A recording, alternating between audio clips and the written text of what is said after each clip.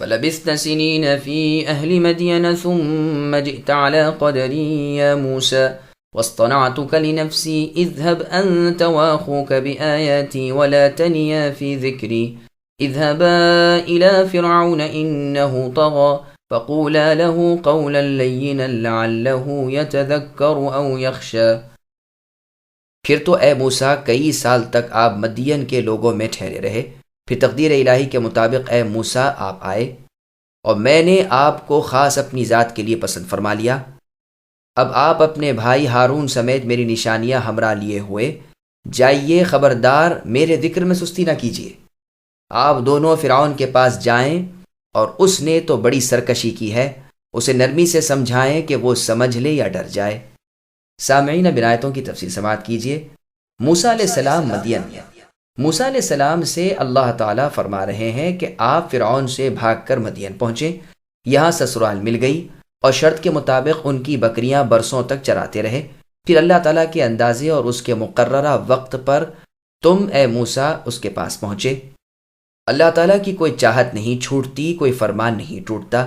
اللہ کے وعدے کے مطابق اللہ کے مقررہ وقت پر آپ کا اللہ کے پاس پہنچنا لازمی امر تھا۔ یہ بھی مطلب ہے کہ آپ اے موسیٰ اپنی قدر و منزلت کو پہنچے، یعنی رسالت و نبوت ملی۔ میں نے آپ کو اپنا برگزیدہ پیغمبر بنا لیا۔ صحیح بخاری میں ہے، رسول اللہ فرماتے ہیں آدم اور موسیٰ علیہ السلام کی ملاقات ہوئی تو موسیٰ علیہ السلام نے کہا کہ آپ نے لوگوں کو مشقت میں ڈال دیا، انہیں جنت سے نکال دیا۔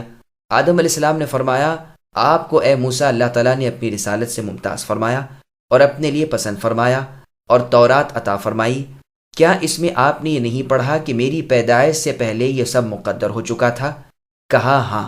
الغرض آدم علیہ السلام موسیٰ علیہ السلام پر دلیل میں غلبہ پا گئے۔ میری دی ہوئی دلیلیں اور معجزے لے کر اے موسیٰ آپ اور آپ کے بھائی ہارون دونوں فرعون کے پاس جائیں، میری یاد میں غفلت نہ کرنا، تھک کر بیٹھ نہ رہنا۔ چنانچہ فرعون کے سامنے دونوں اللہ کے ذکر میں لگے رہے تاکہ اللہ کی مدد ان کا ساتھ دے، انہیں قوی اور مضبوط بنا دے اور فرعون کی شان کو ڈال دے۔ چنانچہ اللہ نے فرمایا کہ فرعون کے پاس تم میرا پیغام لے کر پہنچو، اس نے بہت سر اٹھا رکھا ہے، اللہ تعالیٰ کی نافرمانیوں پر دلیر ہو گیا ہے، بہت پھول گیا ہے اور اپنے خالق مالک اللہ کو بھول گیا ہے۔ اس سے گفتگو نرم کرنا۔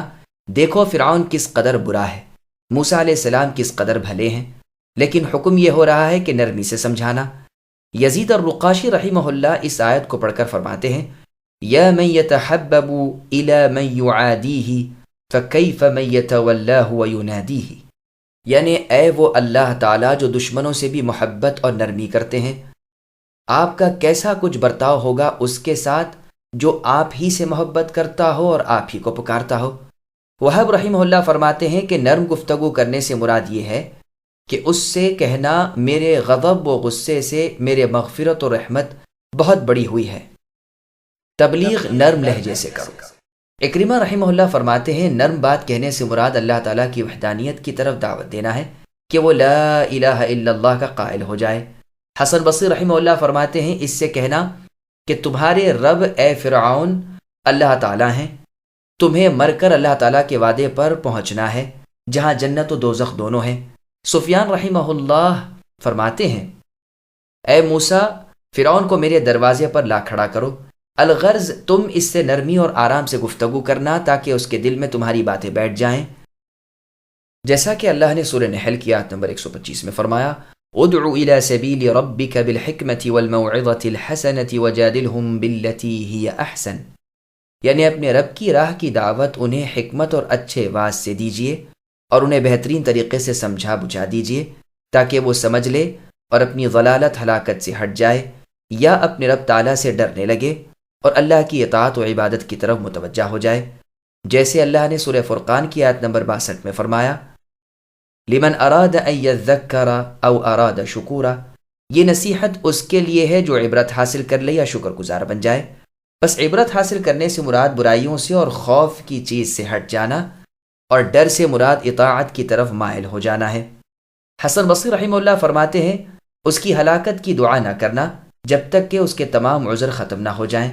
زید ابن عمر ابن نفیل کے یا امیہ ابن ابی السلط کے شعروں میں ہے وأنت الذي من فضل من ورحمة بعثت إلى موسى رسولا مناديا فقلت له اذهب وهارون فادعوا إلى الله فرعون الذي كان طاغيا وقول له أأنت سويت هذه بلا وتد حتى اطمأنت كما هي وقول له أأنت رفعت هذه بلا عمد أرفق إذا بك بانيا وقول له أأنت سويت وسطها منيرا إذا ما جنه الليل هاديا وقول له من يرسل الشمس غدوة فيصبح ما مست من الأرض ضاحيا وقول له من ينبت الحب في الثرى فيصبح منه البقل يهتز رابيا، جس کا ترجمہ ہے کہ اے اللہ، آپ وہ ہیں جنہوں نے اپنے فضل و کرم سے موسیٰ کو یہ کہہ کر باغی فرعون کی طرف بھیجا کہ اے موسیٰ، فرعون سے پوچھو تو